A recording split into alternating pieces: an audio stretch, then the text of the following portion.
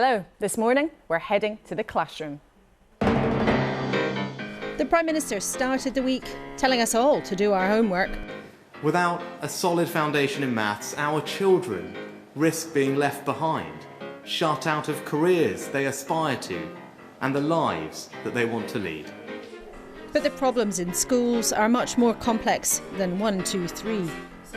The terrible death of a head teacher whose school was downgraded by inspectors has prompted calls for a rethink. What I think needs to happen and should have happened already is a pause in inspections. As teachers get ready to walk out of the classroom, and some kids struggle to catch up after COVID, with some dreadful warnings about the state of classrooms and morale in schools. We have one big question this morning. How best can parents and the public judge what's really going on?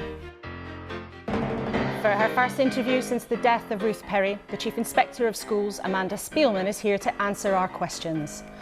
After the Prime Minister's friend and deputy quit after he was found to have bullied staff, the government's new number 2, Oliver Dowden, will join us too. The leader of the Liberal Democrats, Sir Ed Davey, is back in the studio, only a couple of weeks until the local elections.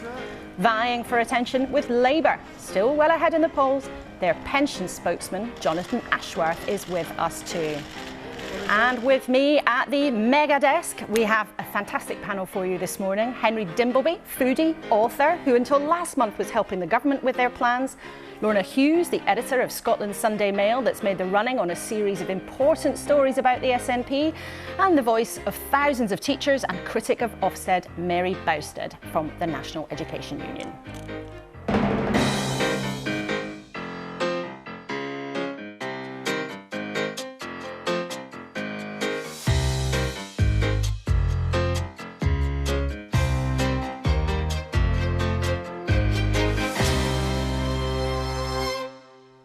Good morning to our mega desk. Things look a bit different in here this week because this is the huge setup that we're getting ready for the local election programmes and all the politicking around that in a couple of weeks' time.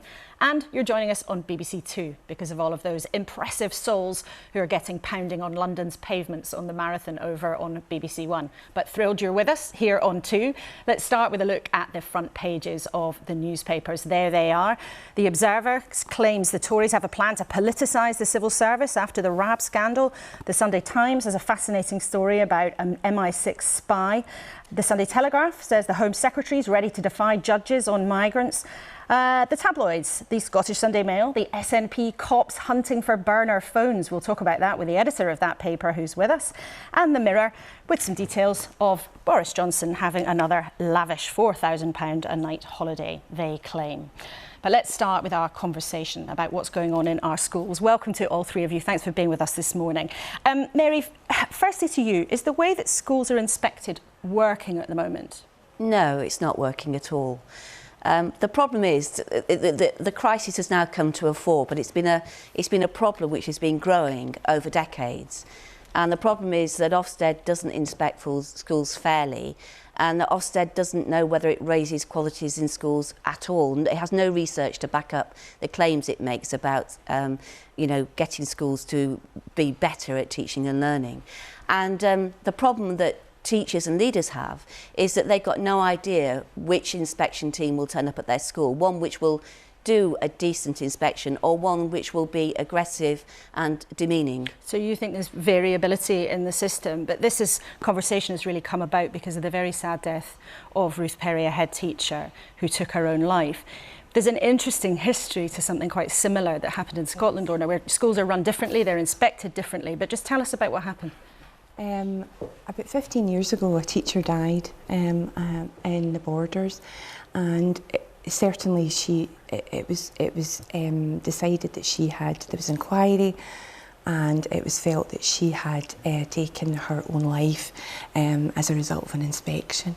And there was a cultural shift, and it meant that the traditional inspections didn't actually happen, and it's far more over a course of days. It's over, has a number of factors involved, and certainly I don't think in Scotland we see the same problems that teachers are talking about at all. So there was a culture change, but some people might say, Henry, that basically everybody blames the ref, right? Teachers, like lots of us, don't necessarily like being judged. As a parent, what do you think of Ofsted? Is it useful?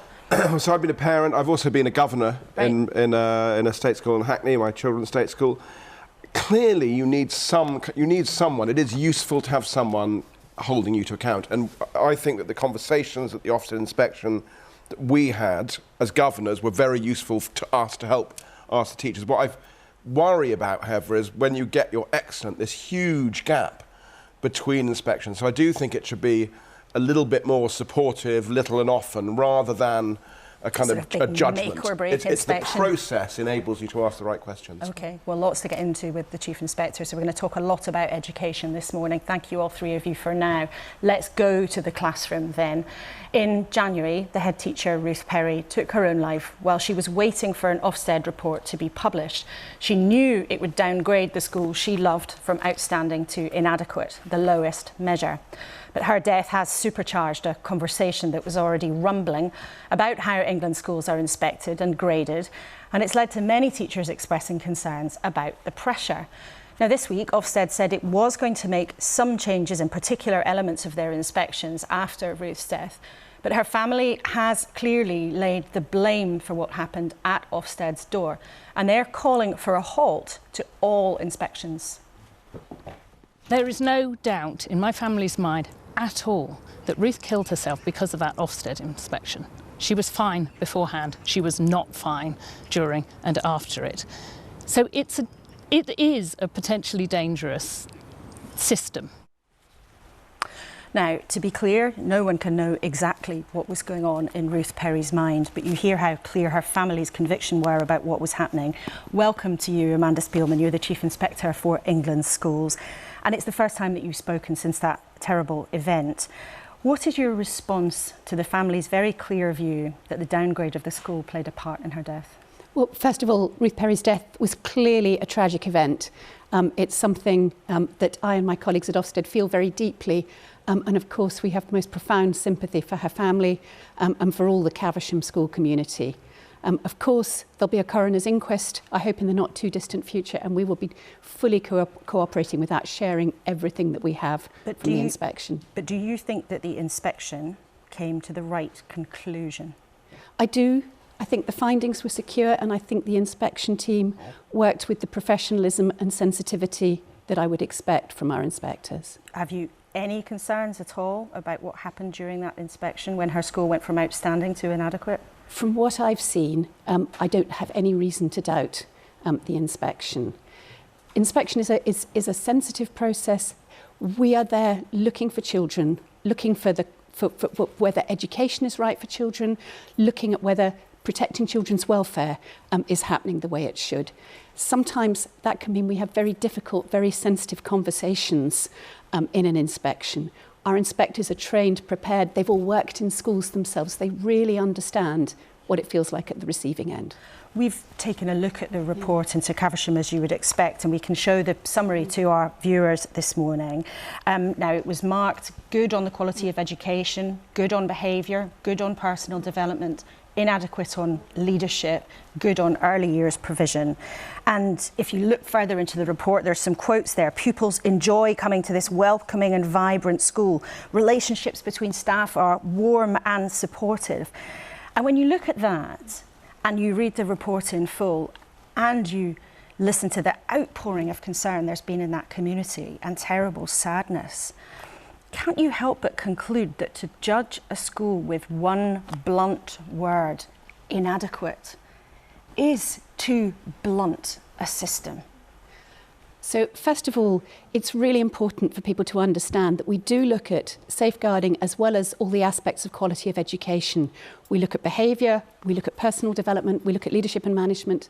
But there are times when failures in safeguarding can be sufficiently serious that alone can bring an overall judgment down. We actually make a number of judgments in an inspection. We make 4 key judgments plus a judgment of the effectiveness of safeguarding. Yes, they are synthesised into an overall judgment. That's partly to help parents.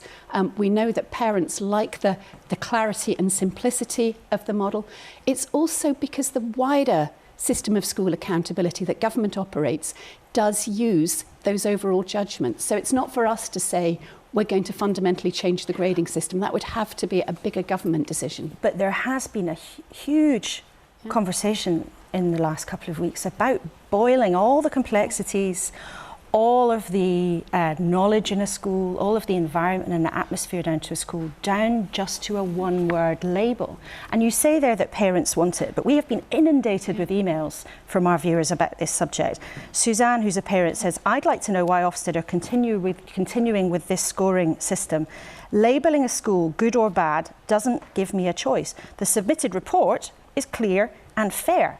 Now, are you telling parents watching this morning that you don't trust them to read 4 pages of a report, that they can only deal with one word? Of course we trust them, and of course we test our reports. We've done a lot of work with parents, and we survey to find out whether they're finding our reports useful. That's a core part of our work. It's one of the audiences that inspection serves. It's the prime audience, actually. Parents want the assurance that comes from the inspection process and the knowledge that schools are going through the inspection process, as well as the reports themselves. But when it comes to the impact that that single word can have, it clearly is causing huge concern. We had another email from a teacher who said, I've taught in a secondary school for 43 years. To label a school with a single word based on 2 days is far too simplistic. And this teacher asks, I would like to know how many years teaching experience you have that gives you confidence to say this is the best way of doing things. Every inspector has many years of experience. Every inspector has been a school leader. Every inspector understands what it's like at the receiving end. So it is really important to understand that. This is not a group of people from a completely different context coming in and having these conversations and making these judgments. It is people who are themselves deeply steeped in the world of schools. Many of them are current serving heads or deputy heads. Our inspection model draws on the sector. So it's really important for people to understand inspectors aren't beings from another planet. They are absolutely human beings understanding those sensitivities and difficult issues. But do you think then that nothing's going wrong? I think inspection has a tough job to do. There are many people who are sort of profoundly opposed to the wider system of accountability, who would like something very different. It's essentially a political debate about the right way to run the school system overall. You must have a view as the Chief Inspector of Schools, and on that particular issue of the one word, you said that it was Minister's decision as to whether or not they would stick with that system. But with your experience of running the organisation, and I know you're standing down towards the end of this year, so with your experience, actually, would it be better to say, let's just get rid of that label, give parents the 4-page report, do the job essentially in exactly the same way, but just get rid of that one word which can cause such distress and upset? And you know what happens when a school's rated inadequate. Sometimes people lose their jobs. Sometimes teachers leave. There are two different questions actually rolled up in that. One is about the judgments themselves, and one is about the wording. My own view is this: that if we changed simply the wording of the judgments and that the same judgments were there but with a different label on them, in 3 or 6 or 9 months' time, people would be saying it's not about the precise wording, it's about what they signify. So I think it is really important to concentrate on what they signify. But every judgment in the system has a use at the moment.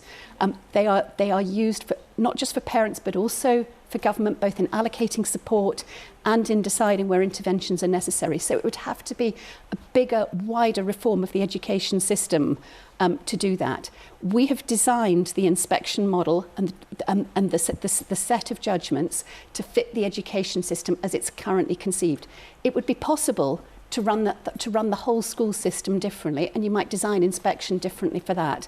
But for the system as it stands today, we've designed a solid model. Do you think it is an effective model, though? I mean, academics have looked at 10 years of Ofsted inspections, and once they'd taken into account children's backgrounds, they basically found no detectable difference. That was the academics' phrase: no detectable difference between good, requires improvement, and inadequate. So what evidence do you have that it's actually working? We've got 30 years of Ofsted in action. We've been doing our job thoroughly and carefully, and that it may be contributing to there being relatively little between school variation in this country compared to some others. We recently restarted inspecting the schools that had been judged outstanding many years ago, and an exemption was put in place for schools with an outstanding judgment back in 2010. So some of those schools went 10, 15, almost 15 years without inspection. And was that a mistake? I do believe it was a mistake, and the profile of judgments we're seeing coming out of those re-inspections shows that many of those schools are no longer coming out as outstanding. That indeed is what we believe happened at Caversham Primary, Ruth Perry's school. But just before we move on to some wider issues, her family say that you haven't been in contact with them, and they've found that difficult. Are you going to speak to Ruth Perry's family? Of course, we'd be more than happy to speak to them if they would like to. We haven't wanted to intrude on their grief. We haven't had any approach, but we haven't ignored anything, and would happily speak to them. And will you then? I mean, why haven't you reached out so far? Well, it's a delicate balance when you have a grieving family, whether to intrude on that or not. But as I say, we're absolutely open to doing that. Okay, because they've said publicly they haven't heard from you, and actually we've also spoken to her sister here at the BBC, and she's expressed a desire to have contact from you. Why do you think, though, more broadly, there is a culture of fear around Ofsted? I mean, maybe there are myths, maybe it's not justified, but do you acknowledge that that culture does exist? I certainly acknowledge that it exists. I think it comes from a couple of things, perhaps. One is the consequences that people think about in the context of inspection, especially for inadequate judgments, which I should say are a tiny proportion. Nearly 9 out of 10 schools going through inspection, the judgment is good or outstanding. For the vast majority of schools, I know that it's a positive and affirming experience. Really? So absolutely, we get plenty of feedback to say that inspection is a constructive professional dialogue. That's how it is designed to be a constructive professional dialogue that really helps people think about what they're doing, really helps them take things forward. That's the essence of how we design it. Okay. And how we train people. Okay, well, I'd want to talk about some wider issues, because Ofsted, of course, is a big survey of what's going on in our schools all over the place. Is it harder, do you think, to be a pupil in this country since the pandemic? I think it's a really tough time for schools at the moment, for teachers, heads and pupils. The post-COVID hangover, if I can put it like that, is quite acute.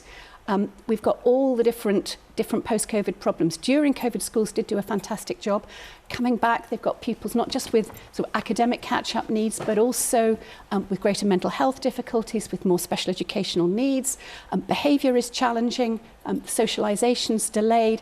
So it's a really hard time to manage a school, especially when the external services that you need more of sometimes aren't even fully back on stream. So it's a tough time out there. It's been very, very striking, in fact, in the last couple of days. We've heard from lots of teachers, we've heard from lots of parents. Do you think that this is a sector that is in a bad shape? I mean, do you worry about what's going on? Have you seen it like this before? I think there's a lot of unhappiness.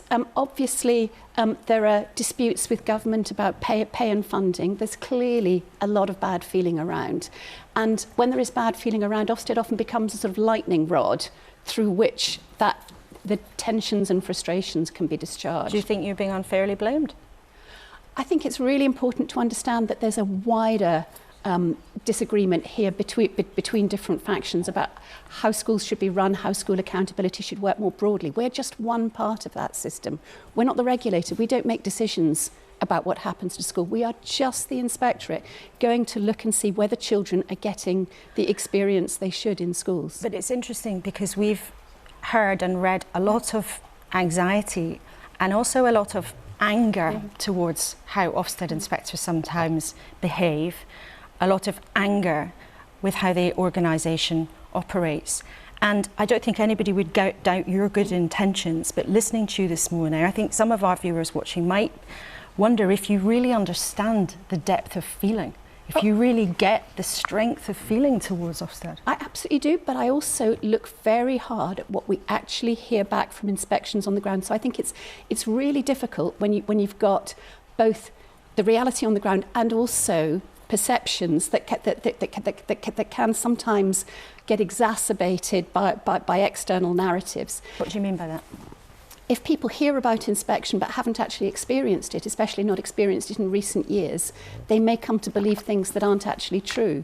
So inspection, so firstly, we had a big COVID suspension, so only there's quite a small proportion of schools that have been inspected since the pandemic began. That's quite a long while in many people's working lives. And also inspection only touches a small proportion of the people in the school, typically the most senior people.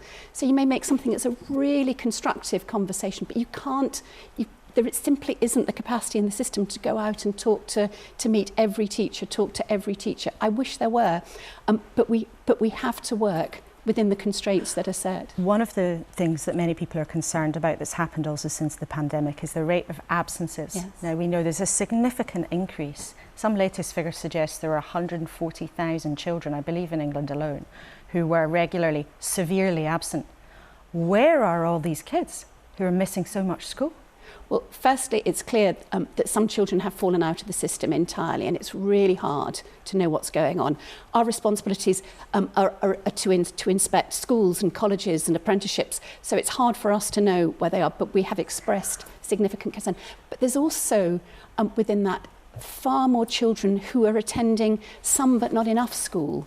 The children who 3 years ago were there sort of 9 days out of 10, and now they're 8 days out of 10. This is a really significant problem. It is significant, which is why we've lost children. They've slipped through the net. Well, some of them are lost. More of them.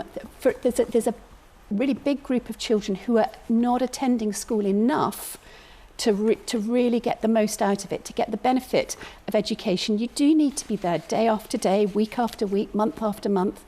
It's a long-term business education. So doing everything that we can to make sure that children are in school regularly, to help schools maintain those relationships with families that help to get children there. We published a report last year summarising all the things that we can see are helpful, but we know that this is a big sector challenge. Just finally and briefly, if you can, there have been already some teaching strikes. There are going to be more. We'll talk about it a bit later this morning. But are you concerned about the damage that could do to children? Well, of course.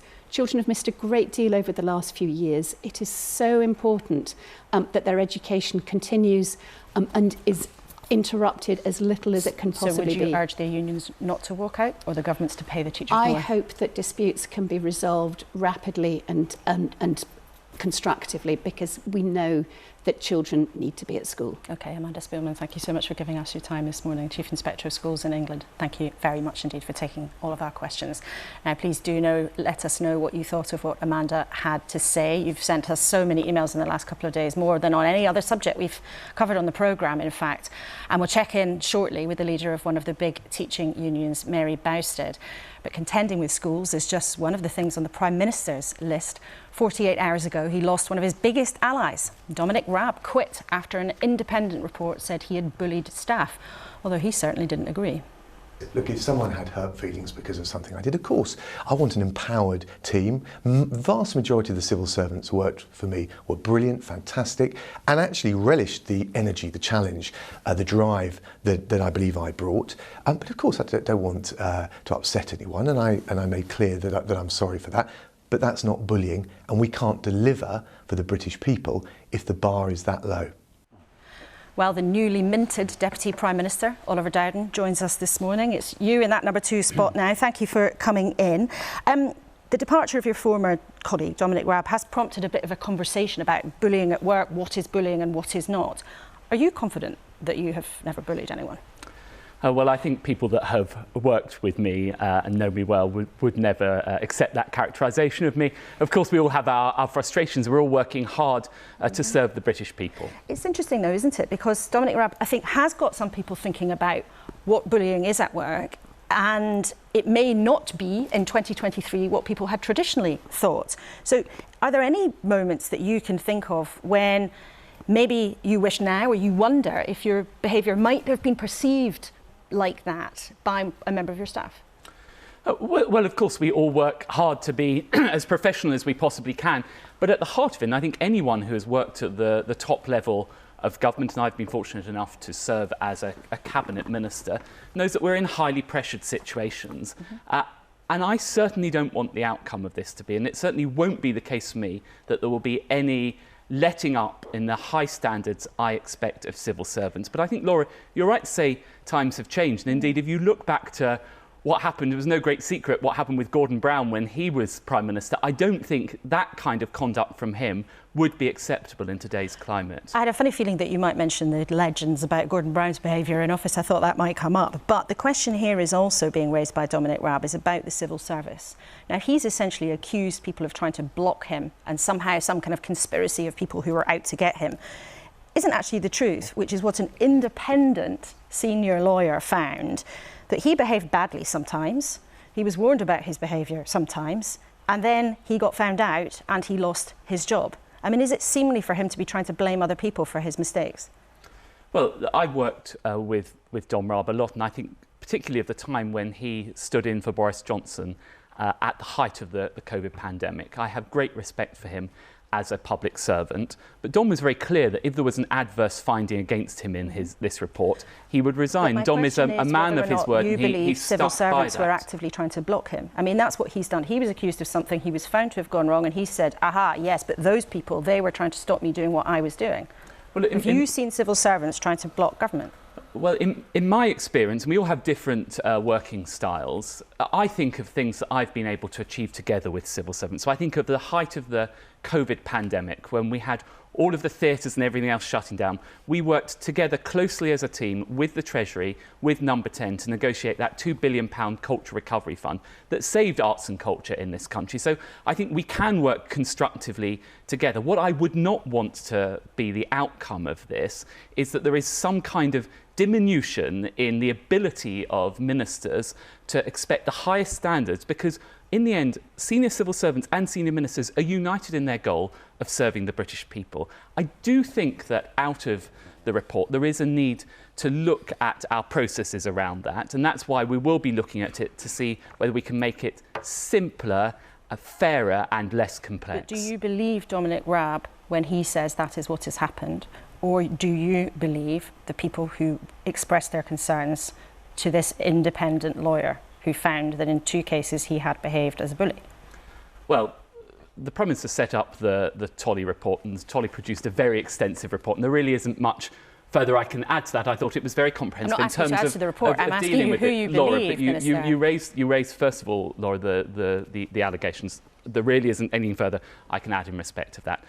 As I said to you, it has not been my experience working with civil servants that we can't work together in a constructive way. I haven't experienced that. However, I, of course, have experienced frustrations. We all have experienced frustrations, because in the end, we are passionate about delivering for the British people. And by the way, that's not just ministers of this political colour. Top ministers across the years work very hard to try and serve the British people in the best way that they think possible. And in my experience, most civil servants are committed to doing that. It is really important, though, that we continue to be able to expect the very highest standards. And I know the Prime Minister is committed to that, as am I. I want to ask you to respond to what Amanda Spielman said. Now, everybody knows about the tragic case of Ruth Perry, the head teacher who took her life after her school was to be downgraded from outstanding to inadequate. As now the second most senior politician in the country, are you satisfied with how Ofsted is run more broadly?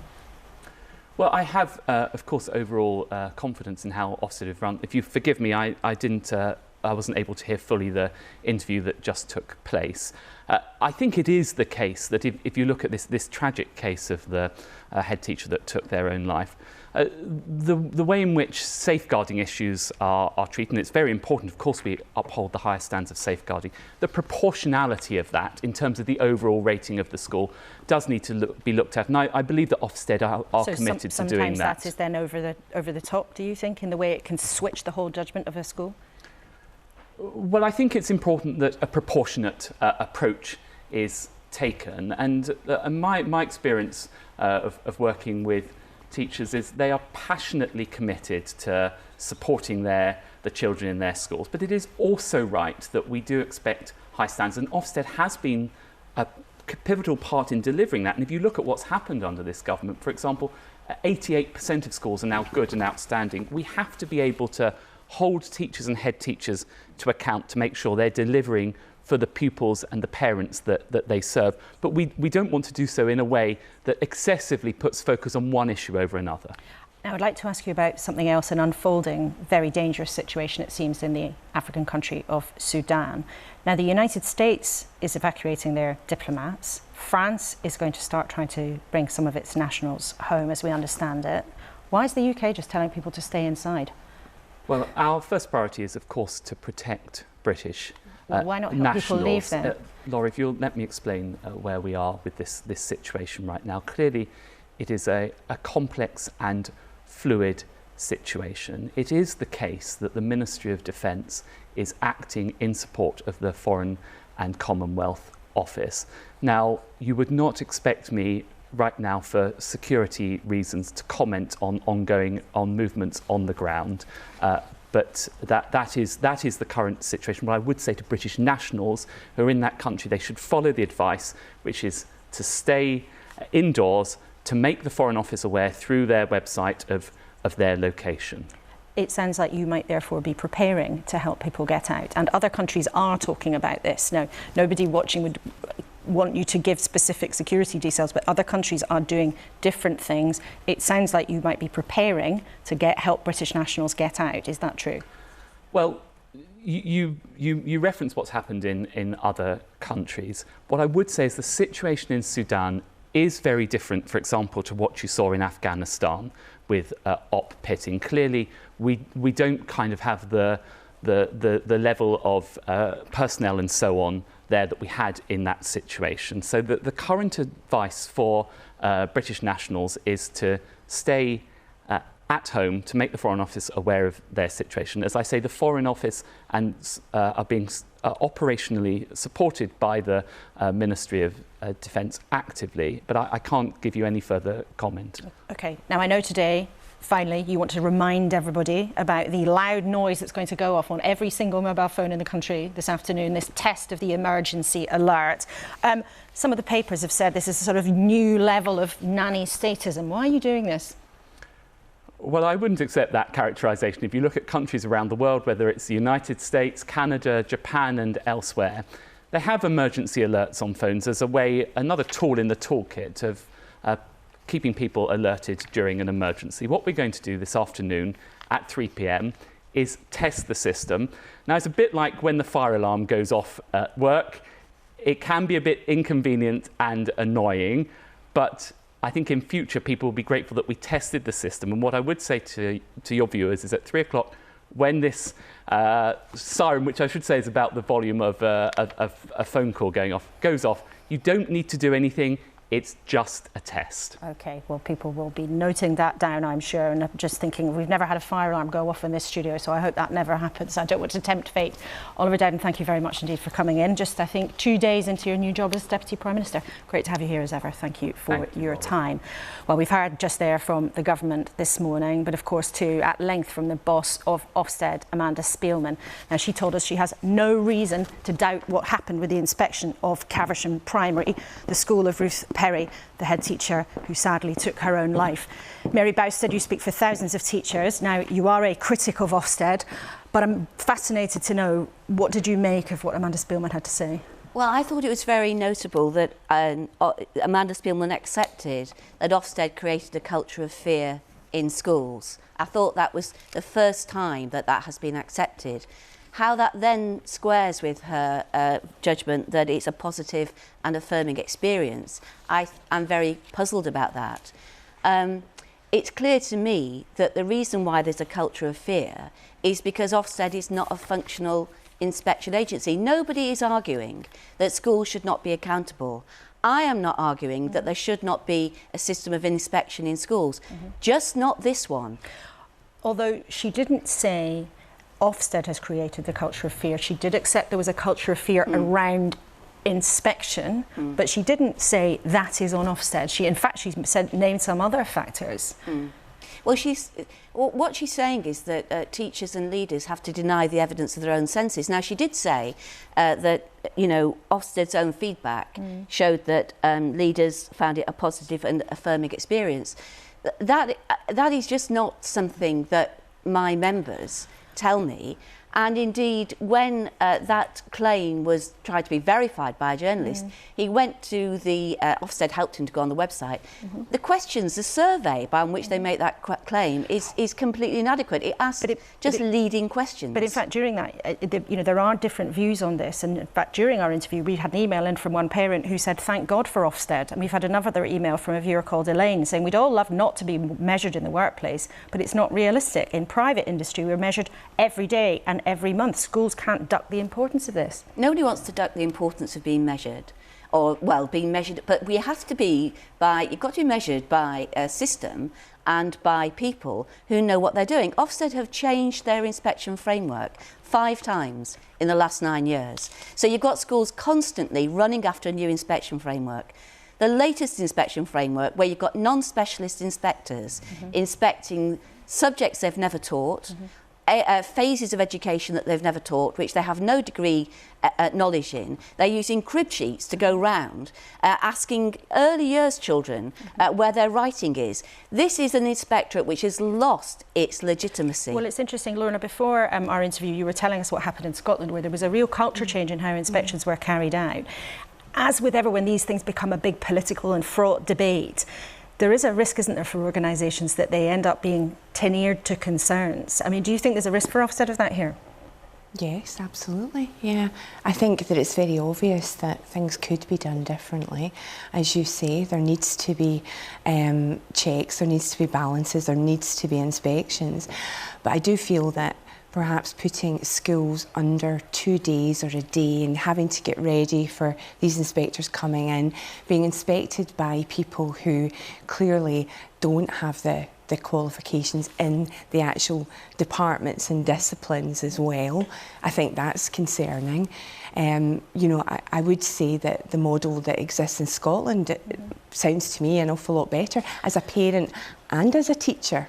But as parents, and you were a governor and a parent as well, Henry, I mean, when you listen to Amanda Spielman, you know, her defence is very staunch. We look at the evidence, we think we're doing the right thing, and of course, sometimes people don't like what the judgments are of them. But where do you think the balance should be struck? You know, what was striking about it, in complex systems, all these complex systems, they're very difficult to intervene on. You try something, it doesn't work. Yeah, whack-a-mole sometimes. And you have to be prepared to evolve and change all the time, accept former kind of mistakes and move forward. It felt, and I understand also that she has to defend her staff, because, you know, we've seen that in other situations as well, but it felt a little bit defensive. I'm sure there must be things all the time that we can learn from how inspections go. Now, one thing she also said was that the upcoming teaching strikes would be damaging for children, and she urged unions and government basically to sort it out. Now, in Scotland, there was a resolution after a lot of disruption, rolling strikes. Do you think in the end the politics mean that the UK government will have to budge as well, because parents can't deal with their kids being off all the time from strikes? Absolutely, absolutely. I think it would be madness not to. I think teachers should be rewarded for the job that they're doing anyway, and we were lucky in Scotland that we were able to resolve it after a lot of toing and froing. But yeah, I don't think any parent in the country could probably cope with that again. Well, Mary, can you answer that then? I mean, the inspector of schools said very clearly, if you go on strike and continue to do so, because there have already been some strikes, I think we can remind people some pictures of them. You're going to damage children's prospects.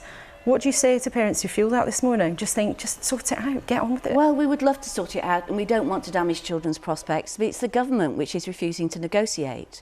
They just, you know, since the last offer that the government made was rejected by 98% of National Education Union members in 6 days on a 2/3 turnout. That is an astounding rejection of the offer. Now, what the government should have done was say, right, well, clearly that wasn't good enough. Let's get back into negotiation and let's try and resolve this. That's what we have been constantly asking for, because my members do not want to be out on strike, but they feel there is no alternative. But what is more important to your members, though, the education of children after a period of real disruption? We've heard at length from Amanda Spielman just how difficult it is for kids right now. And some parents, I think, are going to be screaming at the telly this morning thinking, well, we're sorry, everybody would like a pay rise, but please don't do this to our children. Laura, the problem we've got now is that our schools are running on crisis mode every day, and parents watching this will know that their children are routinely being taught by teachers who are not qualified in the subjects they're teaching. Just this morning, I read an article about 2 schools which are now moving to a 4-day week because they can't recruit teachers. But taking strike action has such an impact on families. I mean, why are you choosing to strike the day after a bank holiday? Well, because we've got 6 months where we can have a strike action, and it's very difficult to take strike days that we can make work. The legislation around strike action is very, very intense. But we don't want to do this. I say now directly to the government, we'll go in tomorrow. Let's negotiate so we don't have to take strike action on Thursday. None of my members want to disrupt education and lose more pay when they are so inadequately paid already. OK, well, we'll see if by the end of the programme maybe we can get a response from the Department of Education, and maybe you'll have a meeting in the diary tomorrow. Henry, now you were until recently advising the government on its food strategy. I know you cared passionately about school meals, but some of the warnings that you've been making recently about where we're heading, maybe with too many giant burgers, are quite alarming. Why are you so worried? Well, we have a food system at the moment that is the biggest cause of non-communicable disease. By 2035, type 2 diabetes is going to cost the NHS more than treating all cancers does today. And what's going to happen? Also, Andy Haldane, the former governor, former chief economist at the Bank of England, says ill health is the thing that's slowing down the economy. Said that in that seat, actually. Yeah. So what's going to happen is the NHS is going to suck in money from the rest of all the other government departments, and tax receipts are going to go down, and we're going to end up both sick and impoverished. And why I'm frustrated about it is because while the government is doing actually quite progressive stuff on the environment, they're feeling their way towards that, on health they're going backwards. So, you know, Boris Johnson came out of having almost died from COVID. He said we're going to restrict advertising, we're going to grip this. They've now kicked that all down the road to 2025. Well, in a sec, we'll ask the Labour Party actually what they might do about some of those things if they win the next election. Lorna, just finally to you. Now, your paper, the Sunday Mail, not the same as the Mail on Sunday. It's one of the Scottish Sunday weekend tabloids, has made a lot of the running on the extraordinary saga that's going on in the SNP. Your front page again today has another development. Just tell us about that, and I'm interested too what you just make of what seems to be an extraordinary sort of implosion in a party that was so almighty. Yes, it feels like a hand grenade's been thrown into Holyrood, really. Our front page today is the latest in a long line of stories that we have been running. It is about a list of things that the police are interested in looking at, and obviously some of those objects are rather mundane and a bit interesting, but it's an ongoing police inquiry. We have Peter Morell, who was the former chief executive of the SNP, arrested. Nicola Sturgeon's husband, arrested, and we have had Colin Beattie, who of course is a treasurer, now no longer treasurer, arrested, and both released pending without. And neither of them have been charged, and we have to be careful because there is this live investigation. But just lastly on this, if you can, what do you think it really means for politics in Scotland? And that has such a big impact on everything because the SNP sends so many MPs. It makes it very hard for Labour to win a majority. Yeah, I think Labour will be able to make inroads, but they will have to work hard to do so. If you're asking me, do I think this is the end of the SNP? No, it's certainly not the end for independence. We still have half and half in that. But it is an opportunity to certainly for Labour to make gains. OK, Lorna, Henry and Mary, thank you very much for your insights for now. We'll get back to you at the end of the programme. So, as hopefully you know by now, you've heard some of your emails through the course of the programme. Do keep them coming. We love to have you as part of our conversations. And I do have to remind us that talking about education, and Ofsted has elicited more emails than we've ever had on any other subject. So do keep them flowing in, and we use your experiences to help us decide what questions to ask our guests from your real world experiences. So you can email us kuenssberg@bbc.co.uk, or if you're social media inclined, you can use BBC Laura Kay as the hashtag. So much going on at the moment, not least Sir Ed Davey, the leader of the Liberal Democrats, arriving in the studio. A couple of weeks to go till the local elections. Welcome to you again. We were just talking there with Mary Bowsett about pay and teachers' strikes. Now, the teachers want above inflation pay increases. Do you think they should get that? Well, what they want above all is to get around the negotiating table with the government, and I think Mary is completely right on that. I've been quite alarmed by the government's unwillingness to engage in negotiations. But they have made them an offer, and what the teachers want is an above inflation pay rise. They say the offer's not enough. Well, get round the table. I mean, personally, I think they need a fair deal. There's a shortage of teachers, particularly in specialist subjects. And when I talk to head teachers in my constituency, they're really worried about making sure they can recruit the best people to teach our children. But should they get above inflation pay rises? I mean, you've said specifically, as one of your promises, is that pay rises for carers, they should get £2 an hour more than in the minimum wage. That is way above inflation. So should teachers get way above inflation too? Well, I think they should get very near to inflation, but the key thing... Near to inflation? Well, I think people need a fair deal. And if you look at the shortage of teachers, which I've got to come back to, because that's the picture, and whether it's in the education or in the health service or in care, you're seeing huge shortages. And when you have shortages, you do need to give people a fair deal, or you're not going to recruit the people that patients need, that parents want to see. And people will want to know what you mean by a fair deal and near inflation. So in Scotland, teachers were given 8%. Would 8% be the right kind of amount for teachers in England? Well, the reason why I keep going back to the negotiation is you need to make sure you're getting a good deal both for the taxpayer and for our schools and our children. And you can only do that if you get round the table. Let me give you an example. But you can only do that if you offer something and avoid strikes, if you actually give a kind of offer that teachers might accept. Yeah. So I'll ask you again, you said near inflation. Would 8%, which is what teachers got in Scotland, be the kind of figure that you would think would be a good idea? If that's the sort of thing that could be negotiated and get people back to school and make sure we can deal with the shortages in teachers, that sounds to me in the right sort of ballpark. But it has to come from negotiations. And the fact that the government won't even get around the table, I think, is the scandal. And I think if you're a parent worried about these strikes, if you're a head teacher trying to get staff recruited, you'll be really disappointed. And I think it's partly the chaos in this government. Not only have they had 3 prime ministers and 4 health secretaries and 5 chancellors, they've had 6 education secretaries since the last general election. And that chaos and incompetence at the top is, I think, largely to blame for many of the problems we're seeing, whether it's in our education services or in our health services, where I think we've got a huge crisis. OK, well, government would, of course, dispute that, and Oliver Dowden was happy to boast about how good some schools are in the country. But I want to turn to the upcoming local elections on May the 4th. Now, one of the big things that councils have power over is housing and planning to an extent. Now, repeatedly, time after time, the Liberal Democrats say nationally we need lots and lots and lots more houses to be built. But then locally, again, time after time after time, Lib Dems campaign very hard against houses being built in their backyards. Now, isn't that double standard part of the reason why we have, according to most people, a very significant housing shortage in this country? Well, first of all, I don't accept your premise. If you go to my constituency, and I have to declare an interest, my wife is the housing portfolio holder on Kingston Council. You argue about it over the breakfast table? No, we agree. And she's building more council houses, council homes for people, affordable homes, than we've seen for over 40 years in my borough. Well, hang on a minute. You said a development plan near your constituency that was going to build 400 homes was eye-watering, and that was going to be 400 compared to a national shortage that the Housing Federation assesses is more than 300,000. But you have to look at each plan by each plan, don't you? So we've got a building in my constituency where there's going to be 905 homes, and they're going up now.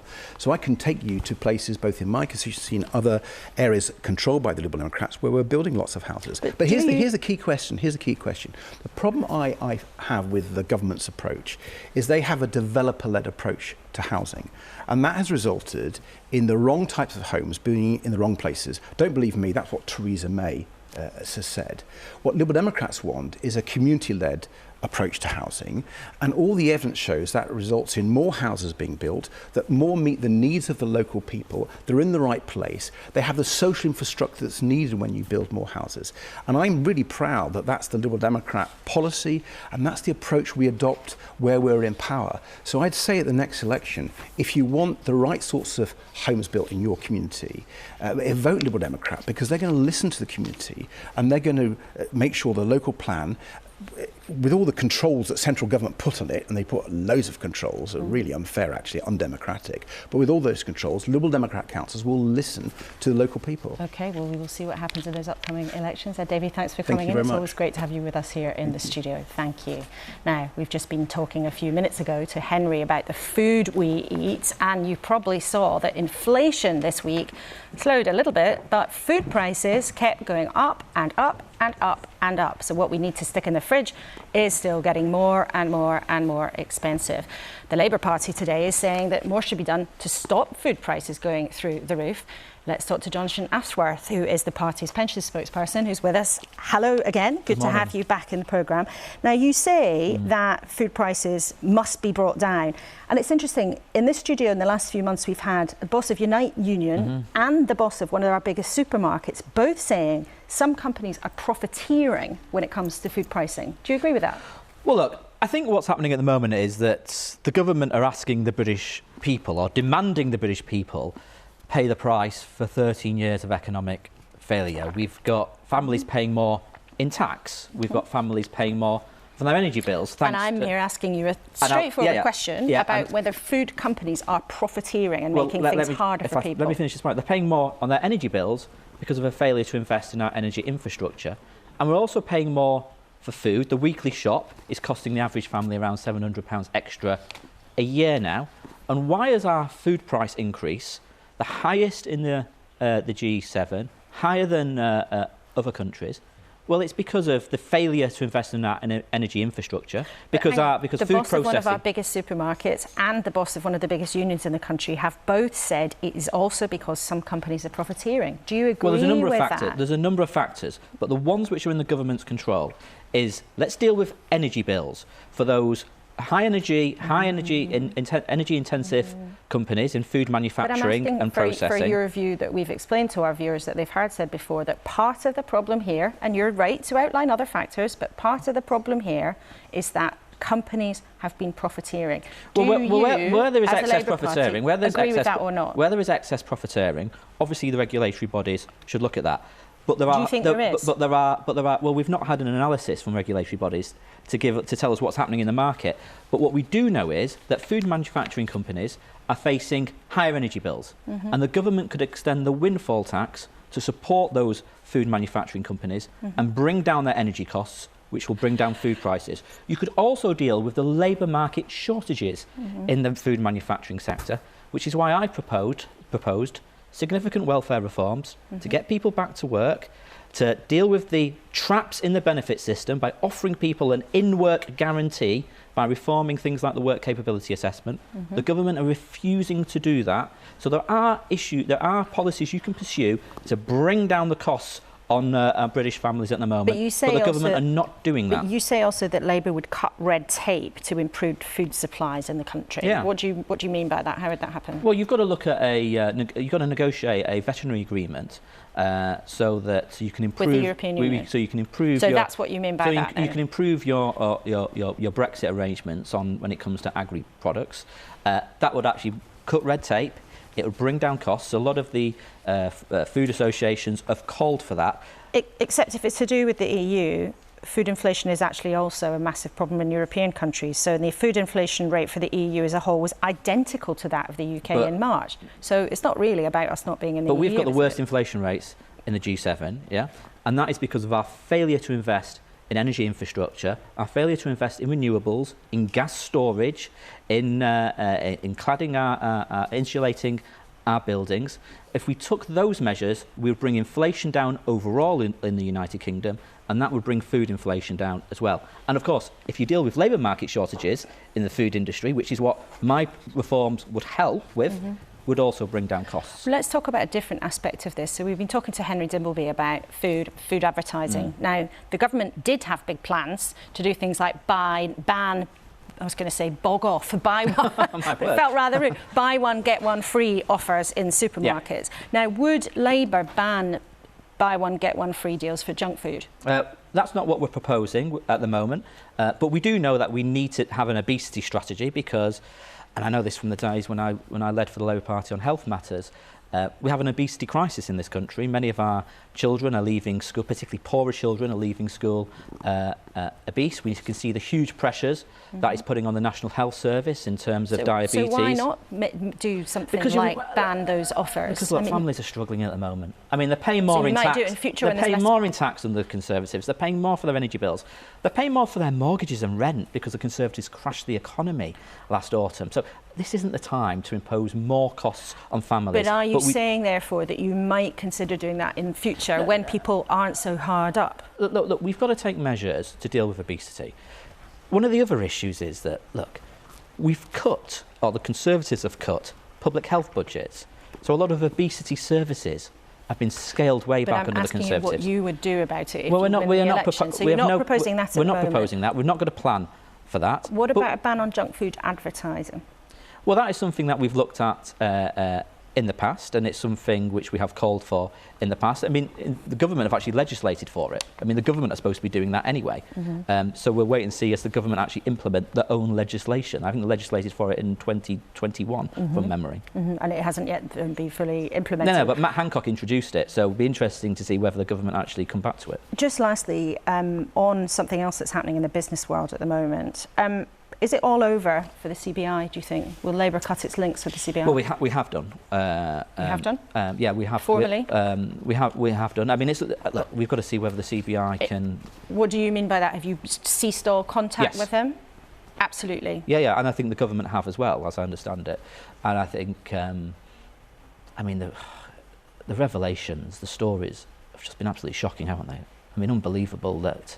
And I just sort of feel for the people who have been victims, and look, the CBI have really got to get their house in order. And do you think it should be wound down and replaced by a new organisation? I mean, yes, this is up for the CBI. I mean, to decide how they're going to reform themselves. There's clearly deep-rooted problems there, and it needs a root and branch review and reform process. OK, Jonathan Ashworth, thank you very much for coming into the studio this morning. Always great to have you. Right, it is nearly 10 o'clock. It has zoomed by, and we started this morning asking about education. Matters so much to millions of families around the country. And the Chief Inspector of Ofsted, Amanda Spielman, was in the studio defending her team's inspection of Caversham Primary School. That's the school where the head teacher, Ruth Perry, took her own life in the days after the inspection was carried out.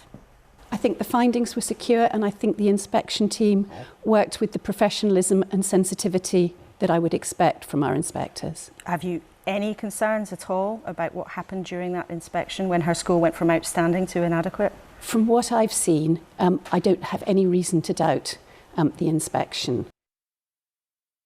Well, it would be very interesting in the coming hours to see what people's reaction to that is. But Mary, I'd just like to close with you, though, on the issue of strikes, because it matters so much to families around the country. Last week, Pat Cullen told us there could be nurses' strikes all the way up till Christmas. Is that a possibility if you don't get the call from Gillian Keegan to go and talk? If we don't get negotiations, we have no option other to do that. But I want to emphasise again, we don't want to. We want to negotiate and we want to end this dispute. So we'll go in any time. I hope Gillian Keegan calls us today. OK, we'll see. We'll maybe check in with her after the programme. Henry, what did you make of Jonathan Ashworth there? So two things. First of all, it is worrying to see Labour getting tangled up in a culture war over this. They think the Red Wall doesn't want this stuff. People are desperate for government to intervene. And now, in the middle of a food crisis, two things need to happen. Government needs to increase free school meal eligibility, which is the lowest in England across the UK. They need to increase Healthy Start vouchers, and supermarkets need to start adding bog-offs for veg rather than for unhealthy junk food. That's an interesting idea, and you've written a lot about that in your new book, Ravenous, which I think is either available now or available shortly. It sets out everything that needs to happen, but now that's what needs to happen. Now, I want to cheer everybody up after some difficult conversations this morning by showing you some amazing pictures of what happened late last night in Wrexham. The small town team that's been bought by two Hollywood superstars, there they are. warming hearts across Wales, and I think maybe making other people happy too. Incredible scenes there. They beat Boreham Wood, who actually are the small football team in Oliver Dowden's constituency, as it happened. Lorna, did you watch it? Were you cheering along? No, I'm afraid not. But obviously, I'm aware of the story. It was fantastic. Yeah, it's utterly great.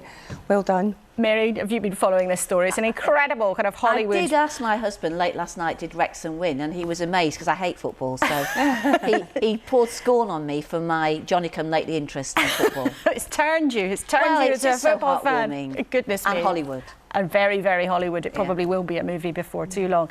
Henry Dibbleby, Lorna Hughes and Mary Bowson, thanks so much for being with us this morning. We've covered lots of ground, but you've been very, very generous with your insights, and we're grateful for that. And I'm grateful to you, of course, as well for watching. Well, for the first time, we've spent most of our hour together talking about what's going on in our schools. It's interesting, education, rightly or wrongly, hasn't been up at the top of the charts in political conversation that much in recent years. But as questions about Ofsted persist and the after effects of the pandemic reveal themselves, that's even before we've mentioned how tech is changing kids' lives and bringing new challenges for parents. I wonder if what goes on in the classroom and the staff room might rise up the political conversation again. The emails you've been sending in to us in the last couple of days suggests it will. That, of course, for any politician who reckons they might have convincing lessons, gives them a big, big opportunity. So do keep letting us know what you think. Thank you for your company. And as ever, you can catch up on anything you missed on the iPlayer. And I will look forward to seeing you next Sunday back on BBC One at 9 o'clock. Goodbye for now.